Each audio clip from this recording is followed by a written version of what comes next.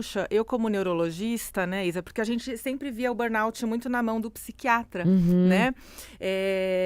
E aí eu pensei, puxa, eu como neurologista, eu vejo tantos sintomas relacionados ao burnout, por exemplo, dores de cabeça constantes, que as pessoas vão negligenciando e vão lá se entupindo de analgésico. Você fala lá da Necessaire. Da Necessaire, vai ficando cada vez maior. Né? E eu falo do abuso de analgésicos, né? Porque a dor de cabeça, tem gente que não sabe, mas se você vai tomando analgésico com muita frequência, ele para de funcionar. E você acaba fazendo abuso do analgésico. E a dor de cabeça vai ficando cada vez pior. Sim. Aí eu tenho a insônia, que é da minha área, que é um problema seríssimo, que você também fala muito. E eu tenho também os problemas cognitivos, perda de memória, que é o tal do apagão. Total. Que são sintomas neurológicos. Aí eu falei assim, puxa, por que então uma neurologista não pode falar de burnout, né? Deve. Então, exatamente. Aí Deve. foi aí que eu me conectei com a tua história. E aí, Ana, quando você fala, eu me reconheci quando você fala em paixão. Vamos lá, né? Para você que está nos acompanhando. Quando você precisa pedir algo para alguém, você vai pedir para quem faz ou para quem não faz? Né? Você numa empresa, você vai pedir uma tarefa para quem entrega ou para quem não entrega? Então, naturalmente, uma pessoa que faz bastante, ela vai fazer cada vez mais, porque já é do perfil dela uma execução que atrai outros pedidos. Na prática, significa o seguinte, quando você quer abraçar o mundo, né, se você quer abraçar o mundo, você pode ficar sem o seu próprio abraço em algum momento. Então, qual é o perfil, né, das pessoas que podem desenvolver o burnout? Falando de burnout especificamente. Pessoas muito responsáveis, muito comprometidas, muito apaixonadas pelo que fazem, porque não veem problema em fazer demais aquilo que causa prazer e que traz algum tipo de reconhecimento. Outra característica em comum que eu tenho feito questão, inclusive, de perguntar nos cursos da produtividade sustentável, quando você começou a trabalhar? Ana, quantos anos você tinha quando você começou a trabalhar? Por ser médica, a gente começa a trabalhar muito tarde, né? Não digo trabalhar literalmente. Quando você começou a fazer algum tipo de serviço em troca de alguma coisa? Adolescência, né? Adolescência, 16 anos. Pronto. Uma característica que eu consegui cruzar também com mais de 4.000 pessoas, além da minha experiência, são pessoas que começam a trabalhar cedo. Pessoas que começam a trabalhar cedo, são responsáveis, comprometidas e gostam do que fazem, têm muito mais chance de ter burnout. Agora, uma coisa muito importante, Ana, é assim. Quando eu disse, né, só tem burnout quem ama o que faz, aí umas 2 pessoas me procuraram e falaram assim, Isabela, não é bem assim, porque no emprego que eu estava, eu era obrigado a isso, obrigado àquilo. Ok, então, para as pessoas que ainda não reconheceram que são as únicas responsáveis pela própria vida, eu falo que quase todas as pessoas que amam o que fazem podem ter burnout. Vai ter exceção.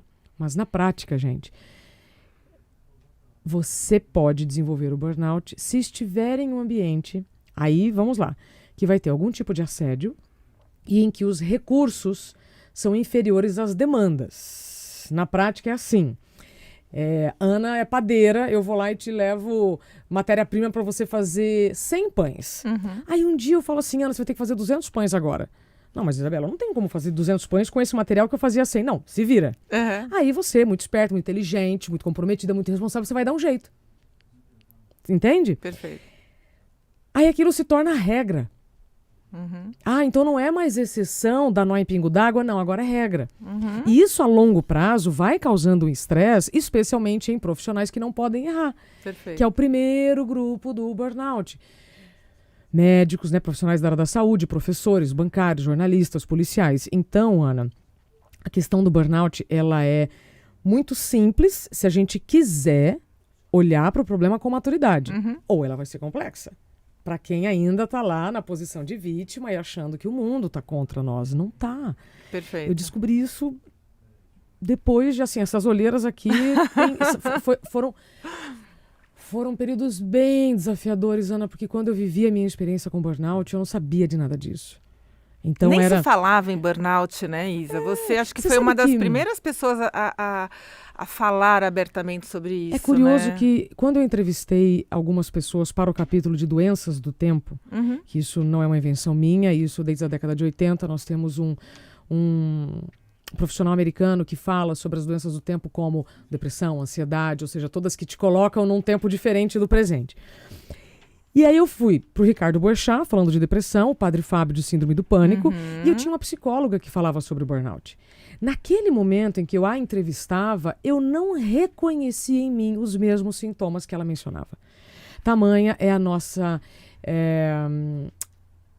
resistência em confiar no que o seu corpo está te dizendo. Perfeito.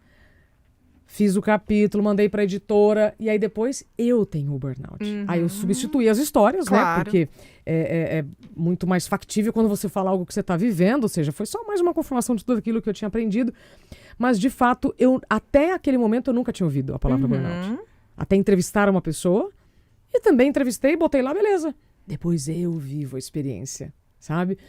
E aí, Ana, naquele momento, em 2018, quando eu vivi um grande apagão ao vivo, e depois cheguei sob risco de convulsão, eu fiquei 1 ano sem dirigir, eu fiquei meses sem compreender um texto. Eu me lembro de chegar na clínica do Dr. Fernando, neurologista, Fernando Gomes, que foi quem me acolheu naquele momento.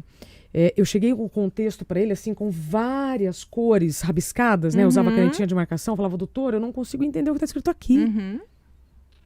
E eu tinha tentado ler de diversas maneiras, com diversas cores e grifos e tal. Então, existem sequelas do burnout que nunca vão se recuperar. E eu falo isso por experiência própria. Então, não sei qual é a sua opinião, mas para mim, burnout não tem cura. Tem tratamento. Tem controle. Controle e vigilância constante. Perfeito.